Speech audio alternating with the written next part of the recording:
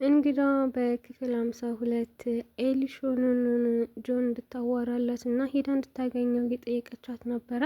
ሰላም ሰላም ውድ ቤተሰቦች እንደምን አላችሁ? እንግዳ በክፍል 53 ይዤላችሁ መጥቻለሁ። ኑኑ እንግዲህ ለኤሊሹ ስትል ብዙ ችግር ውስጥ ገብታለች ማለት ነው። ከዚህ በፊት ኤሊሹ ብዙ ነገር አድርጋታለች። እሷ ግን ያን ነገር ሁሉ ወደኋላ ብላ አሁን ጆን ለመበቀል ስለፈለገች ብቻ ኑኑሻን እየተጠቀመችባት ነው ያለችው ኤሊሹ ማለት ነው። ቆይ ኤሊሹ ግን እኔ በአንቺ ምክንያት ህይወት እየተበላሸ ነው።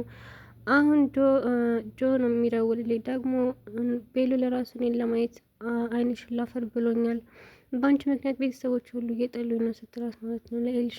ኤሊሹ ደግሞ ግድ የለሽም ኑኑ እባክሽን ታገሽን፣ ለወንድሜ ደግሞ እኔ እውነቱን እነግረዋለሁኝ፣ ምንም አይነት ችግር አይደርስብሽም፣ ሁሉንም ነገር በእኔ ጣዩ ብላ እንግዲህ ኑኑ ደግሞ እሺ ብላታለች። እውነት ለመናገር ኑኑ በጣም ያናደደችኝ የምር ነው የምላችሁ። ምክንያቱም ቤሉልም እንደዛ እየተቆረፋት ንገረኝ እያላት አልነገረችውም።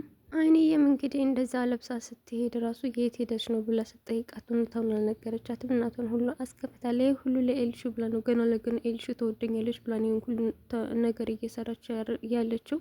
ኤልሹ ተንኮለኛ ናት። እሷንም ወደ ተንኮል ነው ያስገባቻት ማለት ነው።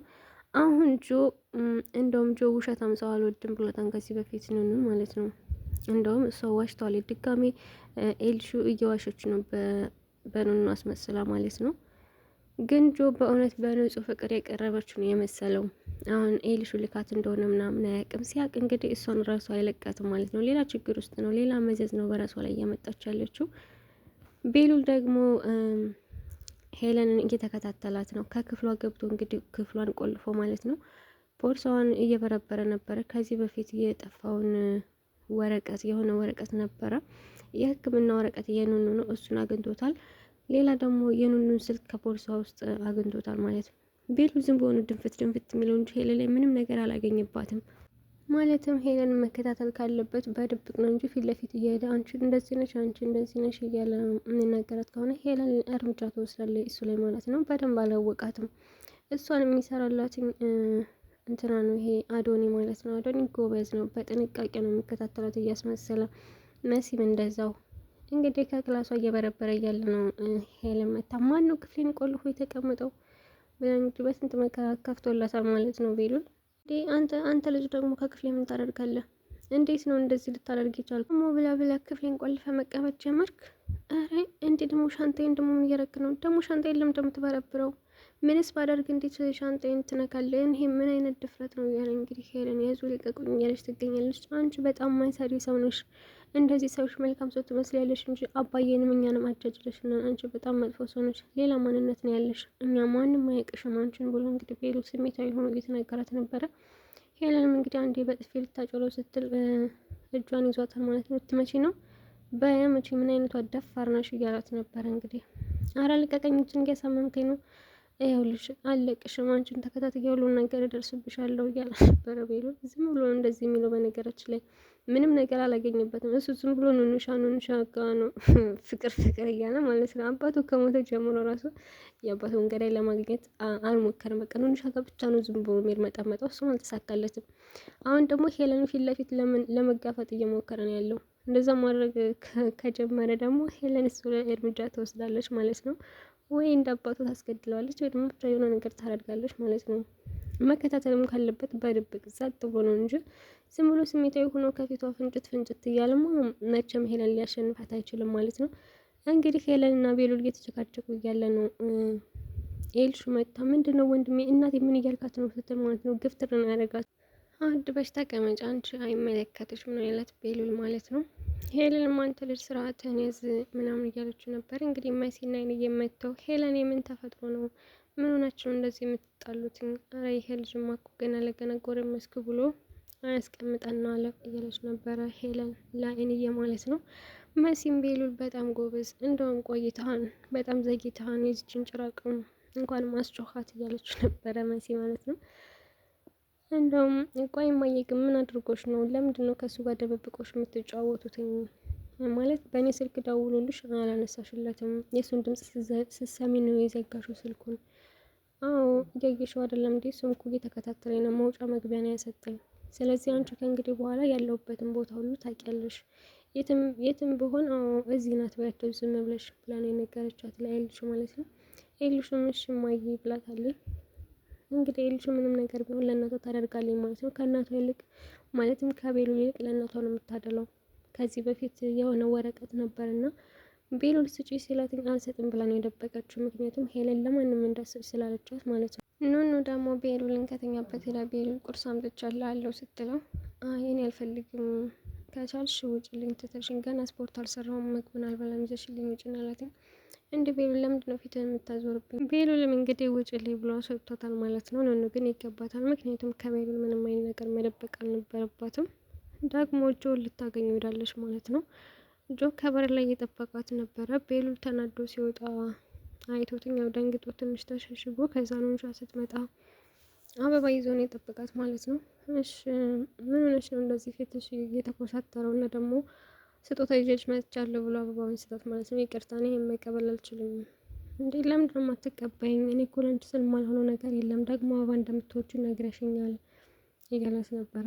እንግዲህ አበባውን ተቀብላለች ማለት ነው። እኔ ወደ ቤት ይዤ መሄድ አልችልም ስትለው እንዴት ወደ ቤትስ እንደምትሄጂኝ ያልነገርሽም ሴት ልጅ እኮ ነሽ ብሎ እንግዲህ ይህም ብቻ ነው የምቀበል ሌላ ነገር አልቀበልም ብላ ነው ተቀብለዋለች። መኳንንት ደግሞ ኑኑንና ጆን ተከትሏቸው ሄዷል ማለት ነው።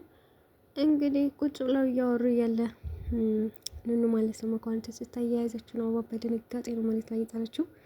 አንቺ ነውራን ባለዬ እዚህ ምን እያደረግሽ ነው? ታዲያ አሁን ቀጥለሽ ወደ ቤት ትሄጃለሽ። እናትሽን እያናደድሽ አንቺ እዚህ ቁጭ ትያለሽ አይደል ብሎ እንግዲህ መኳንንት ታነሽ ምናምን ወደ ቤት ሂጂ ስላት አይ ወንድም በፍጹም አልሄድም ልትደባደቡ ነው ስትለው አትሄጂም አለና እንዴ በጥፊ ጭውል አድርጋት ማለት ነው። እሷም እንግዲህ ቤቷን ይዛ ዘመም ላይ ነበረችው እና መኳንንት እየተጋጠሙ ነበረ። እንግዲህ መኳንንት ጆን ደብድቦታል፣ ጆን መኳንንትን ደብድቦታል ማለት ነው። በስተ መጨረሻ ወደ ቤታቸው ሄደዋል። እንግዲህ ተንበርካኪ ብሎ መኳንንት ነውንሻን ቆያች ምን አይነት ሰው ነሽ? ምን አይነት ባለጌ ነሽ? እንደው ቢያንስ አንቺ እንደው ሰው ይለኛል አትይም እንዴ? ከሰው ቤት ነሽ እንደዚህ አይነት ነገር ታደርጊያለሽ? እንግዲህ እባክህ ወንድሜ አንተ እንደምታስበው አይደለም፣ ተረጋጋ። ነገር እኔ ካሰብኩት በላይ ነው፣ እኔ ካሰብኩት እና ከጠበቅኩት በላይ ነው እያለ እንግዲህ መኳንንት በጣም ተናዶባታል። ቤሉልም መጥቶ ምንድን ነው ተው አንተ በዚህ እንዳትገባ በመሀላችን እንዳትገባ ቅጣቷን እየተቀጣች ነው ሲል እንዴ እንደዚህ ቅጣት አለ እንዴ ብሎ እንግዲህ መኳንንት ቤሉል ማለት ነው ኑንሻን ሲያስነሳት አይመለከትም ብሎ ነው የገፈተራት መልሶ ማለት ነው። እሺ በቃ እንዳልክ ብሎ ቤሉልም ትቷቸው ሄዷል። ኑኑ እባክህ ወንድሜ አንተ እንዳሰብከው አይደለም። እኔ እኮ እንደዛ ከምትለው ምን አለ ኤልሹ አውሪልኝ ብላይ ነው ብትለውና ብትገላገል የምሬን። ሄለን ደግሞ መሲን ማለት ነው እዛ ገጠር ወንድምሽ እህትሽ የመታችው ልጅ እህትን ደውለሽ አውሪልኝ በእናንተ ምክንያት እኔ ሊከሱኝ እያስፈራሩ ነው ስትላት ማለት ነው። ማን አንቺ ነው እነሱ የሚከሱሽ? በምን አቅማቸው ነው አንቺን የሚከሱሽ?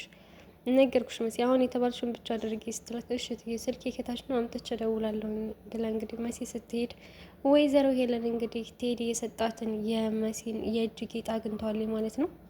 ምንድን ነው ይሄ ሊሆን አይችልም በፍጹም ብላ በጣም ደንግጣለች። ምክንያቱም እሷ ታውቃለች ማለት ነው ያ ነገር የቴዲ እንደሆነ።